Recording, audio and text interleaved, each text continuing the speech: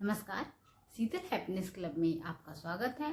और आज हम नेपोलियन हिल की पुस्तक की अगली श्रृंखला पे चर्चा करेंगे, जिसमें उन्होंने दिखाया है कि इच्छा शक्ति प्राकृतिक नियमों में भी बदलाव कर सकती है। जिसमें अमेरिका के एक बालक का एग्जाम्पल दिया गया है, जो जब पैदा हुआ था तो डॉक्टर ने कह दिया था कि ये इसमें जो सुनने का जो अंग है वो नहीं है, इसलिए बच्चा जिंदगी भर न बोल सकता है न सुन सकता है।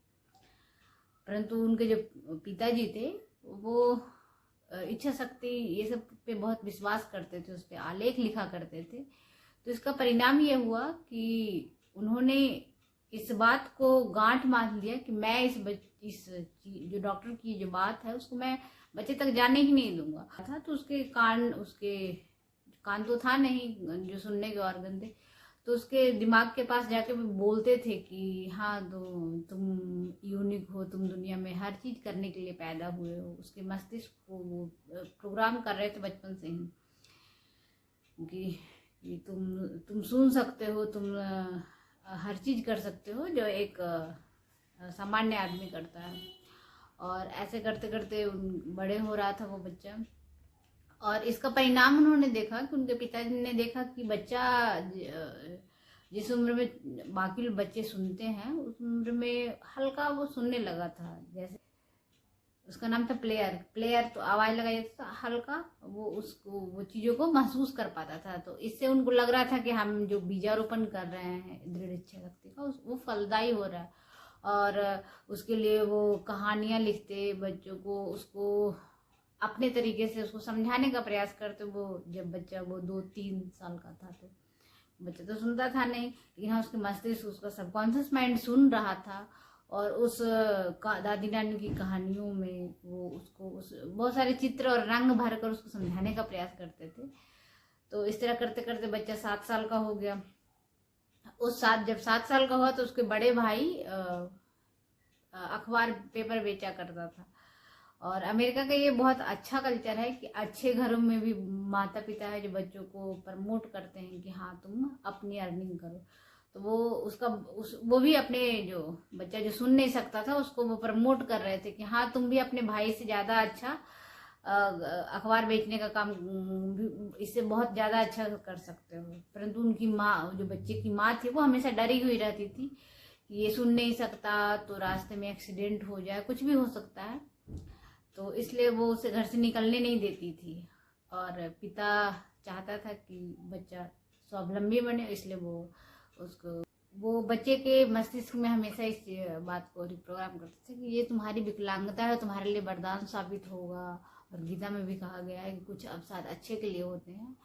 तो वो जब 7 साल का हुआ और उसे वो कर रहे थे कि तुम्हारा भाई से तुम ज्यादा अच्छे से अखबार बेच सकते हो, तो ऐसा लगता है कि उसका असर उस पर हुआ। और एक दिन वह किचन की खिड़की से भागकर बाहर गया और एक मोची से उसने लगभग 6 सेंट का मतलब हमारे यहाँ जो जिसको रुपये बोलते हैं उसको वहाँ पे बोलते हैं, तो वो 6 सेंट मोची से लिया, उसका अखबार खरीदा, बेचा और फिर शाम को वो मोची को पैसे दिया। बाकी जो पैसे बचे वो लेकर घर आ गया।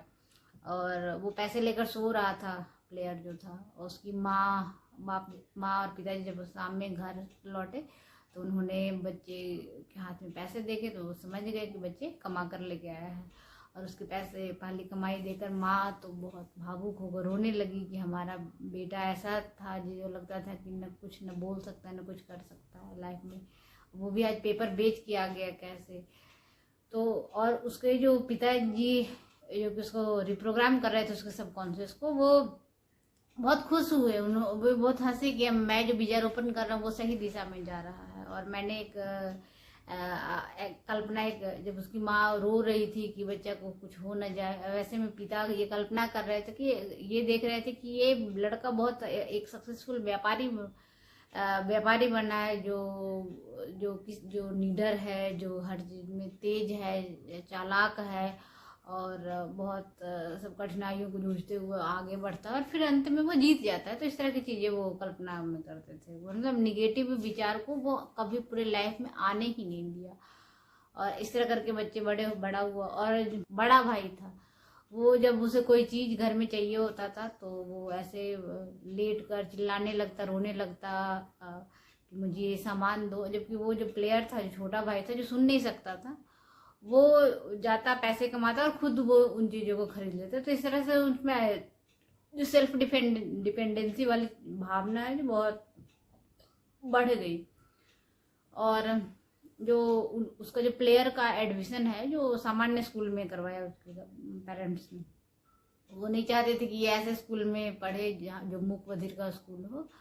वो चाहते थे कि ये सामान्य तरीके से जिंदगी जिए और सामान्य लोगों के से कम्पीट करे। इसके लिए स्कूल वालों से बहुत बहस करना पड़ा उसके माता पिता को कि ऐसे बच्चों को वो कैसे ले सकते हैं, परंतु फाइनली उन्होंने ले लिया। और उस बच्चे को कुछ बोलना होता था तो उसके कान के पास जाकर बहुत जोर से बोलना पड़ता था, तब वो कुछ सुन पाता था, क्योंकि उसमें तो सुनने का कुछ था ही नहीं प्राकृतिक अंग। तो इस तरह कर करके वो बड़ा हुआ 10वीं क्लास तक उसने कुछ जो सुनने के हियरिंग ऐड होते हैं, जो सुनने वाला यंत्र, वो लगा कर उसने देखने लगाया, उससे कुछ भी फायदा नहीं हुआ। और इस तरह करते करते वो ग्रेजुएशन में चला गया और उसने एक हियरिंग ऐड मंगवा कर रखा था फिर से ट्रायल के लिए। और एक दिन अचानक से ऐसे ही उसने उठाकर उसे लगा लिया और वो ये तो गजब सा हो गया, क्योंकि वो उसे सुनाई दे रहा था और वो बहुत ही ज़्यादा खुश हुआ। फिर उसने पहले उसमें वो जब कॉलेज में था तो वो स्नातक का विद्यार्थी था उस टाइम पे, तो वो गया, भाग के अपने फ़ोन किया अपनी माँ को और बहुत खुश हुआ, क्योंकि माँ की आवाज़ वो बहुत एक सामान्य मनुष्य की तरह सुन पा रहा था। और उस दिन उसने रेडियो सुना, पहली बार मूवी को सुना लाइफ में पहली बार। और अगले दिन वो जो लेक्चर था, प्रोफेसर का लेक्चर, वो बहुत सामान्य ढंग से सुन पाया। वो बहुत ही खुश हो रहा था, उसे इतना ज़्यादा वो रोमांचित फील कर रहा था कि जैसे उसकी दुनिया ही बदल गई। और एक दिन उसे आइडिया आया कि वो जो उसके अंदर जो बदलाव को उसने फील किया है कि वो कैसे नहीं सुन रहा था और आज सुनने लगा, तो उसको उसने चिट्ठी के रूप में लिखा और जो कंपनी का मैनेजर था, इंजीनियर था, उसने चिट्ठी को भेज दिया कि आपकी हियरिंग ऐड से हमें कितना अच्छा महसूस हुआ। कंपनी वाले उससे का इंटरव्यू लेने आए उसको कि भाई कि ये मतलब आप मेरे ऐड का प्रमोट करिए। और उसने भी इसे करने की ठानी। जब वो ग्रेजुएशन पूरा कर लिया तो वो उसने कंपनी ने उसे अपने यहाँ अनुबंधित कर लिया और उसने भी अपने जीवन का एक लक्ष्य बनाया कि मैं जो बाकी जो मूक और बधिर लोग हैं मैं उनको तक समझाऊंगा कि आप इस ऐड का इस जो हियरिंग ऐड उसको आप लगा के यूज करके अपने लाइफ में कैसे आगे बढ़ सकते हैं, कैसे बहुत अच्छा कर सकते हैं। और उसके लिए कंपनी ने उस प्लेयर को 2 साल के लिए अनुबंधित किया कि आप मेरे साथ काम करिए हमारे उपकरण।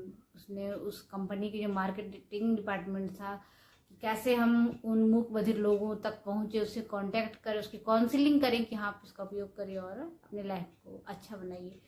तो इस पे कंपनी ने मिलकर कंपनी के साथ मिलकर वो काम करने लगा। और जिस दिन ये सेमिनार होने वाला था, प्रोग्राम होने वाला था, उस दिन हजारों की संख्या में मूक बधिर लोगों को बुलाया गया था और प्लेयर ने पीपीटी तैयार करके वो बाकी लोग को समझाने के लिए गया था।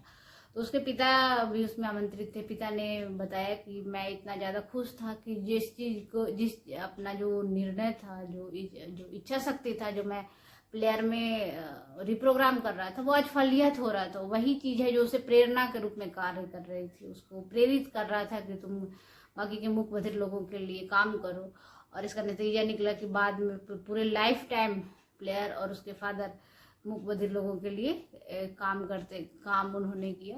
तो उन्होंने बताया कि कैसे है जो विकलांगता था प्लेयर का, उसने जो एक रास्ते का पत्थर था, रुकावट जैसा लग रहा था, उसको उसने कैसे एक सीढ़ी के जैसा बना के उस पर चढ़ के वो आगे बढ़ गया। तो उनके फादर से उनको लग रहा था कि हमारा जो रूपा गया, जो चाहत था कि इसे सुनना है वो, और उसके लिए वो सुना। और इसके लिए बाद में जब वो और भी बड़ा हो गया, ये 20 साल की में ये सब कुछ घटित हो गया। जब वो और बड़ा हुआ तो उसके शिकागो के कई सारे डॉक्टर्स ने, शिकागो के एक डॉक्टर है डॉक्टर जे जॉर्डन विल्सन, उन्होंने उसके कान का ऑपरेशन किया, उसके पूरे एक्सरे वगैरह सब कुछ किया गया, तो कुछ भी नहीं था शरीर मस्तिष्क में ऐसा जिससे कि सुना जा सके, लेकिन फिर भी वो सुन पा रहा था। तो इसके लिए है कि जो उसके फादर ने जो उसके सबकॉन्शियस माइंड में जो दृढ़ इच्छा शक्ति रोपित किया, उसके कारण एक लीक बन गया और उसके कारण वो सुन पा रहा था। तो इसलिए इसके माध्यम से, इस एग्जाम्पल के माध्यम से लेखक ने बताया कि दृढ़ इच्छा शक्ति से जब प्राकृतिक अपने चीज़ों में सुधार कर सकती है, तो ऐसी लाइफ में ऐसी कौन सी चीज़ें हैं जिसे हम चाहें और हम हासिल ना कर पाए। सो अपने हम दृढ़ इच्छा शक्ति से हर उस असंभव, एक प्लेयर है ना सुनने वाला बालक जो बिना प्राकृतिक अंग लेकर पैदा हुआ, तो वो सुन सकता है। तो हमारे लिए फिर ऐसी कोई चीज़ नहीं बनी है जिससे कि हम करना चाहें और ना कर पाए। तो आई थिंक नेपोलियन हिल के माध्यम से उन दृढ़ इच्छा शक्ति की बात मैं आपको समझा पाई हूँ। सो हमें भी किसी न किसी चीज़ के लिए जो हमें जो संशय है कि हमसे नहीं हो पाएगा, तो हम इन चीज़ों से जब ये सब चीज़ें पढ़ते हैं, सुनते हैं, तो हमारे अंदर कॉन्फिडेंस बिल्ड होता है कि नहीं कुछ भी असंभव नहीं है, कुछ भी पॉसिबल है और फिर उसे हम करेंगे। सो मुझे इतना ध्यान से सुनने के लिए थैंक यू सो मच। यदि आप मेरे चैनल पर नए हैं तो please like, subscribe and share.